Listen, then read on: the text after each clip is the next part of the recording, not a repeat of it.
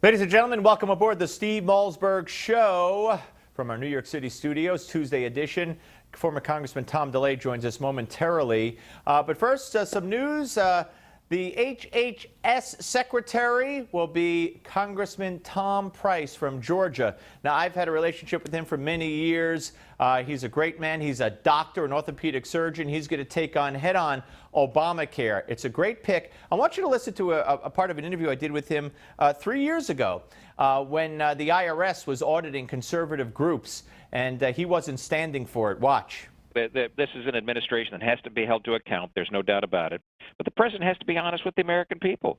And we're going to get to the bottom of this. I understand earlier today that it came out that the IRS was targeting for audits a particular news reporter for yes, Fox News. Yep, and we're going to talk about that with Judy Miller in just a few minutes. During the North Korea, a leak in the administration about North Korea. Yep, yeah, absolutely astounding. James Rosen, by the way. We've had nearly a half dozen individuals call our office within the past couple of days and say we believe we were targeted.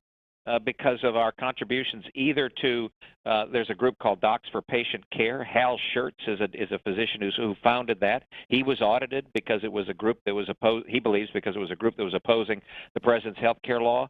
This is chilling stuff, and the American people ought not stand for it. And you need to. Now's the time to stand up. Remember, the price of freedom is eternal vigilance, and now is the time to be vigilant. And that's from Congressman Tom Price, so he knows all about the price.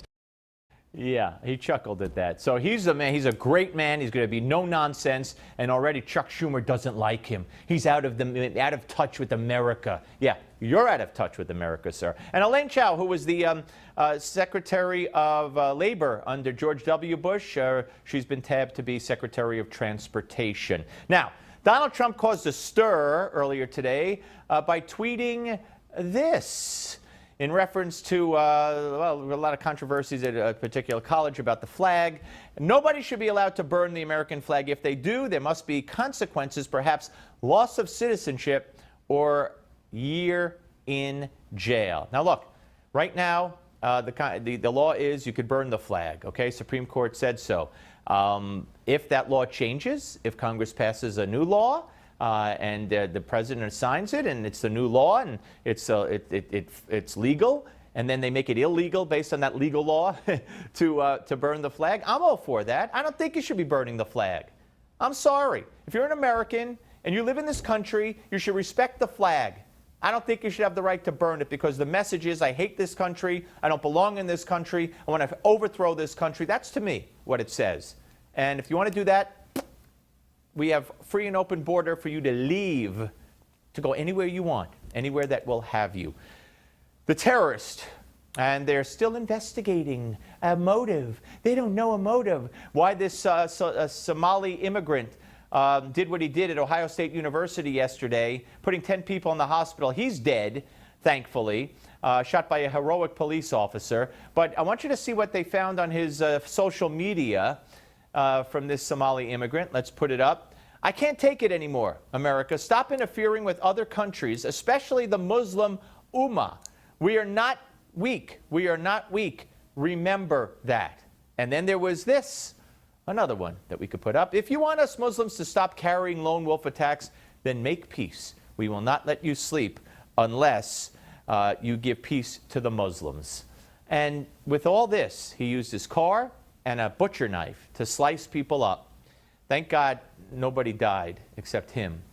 And with all this, they're looking for a motive.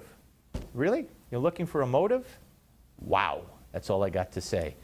Keith Ellison, who's had ties to the groups that have ties to the Muslim Brotherhood. Keith Ellison, who is a Muslim congressman from Minnesota. By the way, Minnesota, home to this Somali immigrant and a very big Somali immigrant community.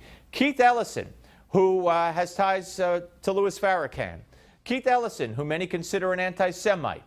Keith Ellison, who in law school in Minnesota, under the name Keith Hakeem, wrote this. Let's get a look at this. He wanted to give blacks in this country their own country. That's right.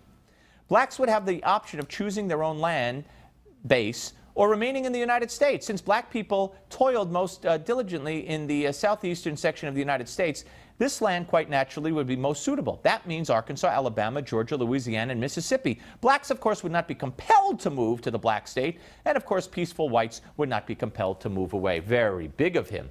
Very big of him. So he wanted separatism for blacks in this country. And this is the guy, this is the man who is the favorite to be the head of the DNC, the Democrat National Committee. The Democrat National Committee. I say, ladies and gentlemen, please, let's do all we can. Let's do everything within our power to make sure that this guy gets elected to head the Democrat Party. It would be, I mean, let them destroy themselves even further, because that's what they would be doing.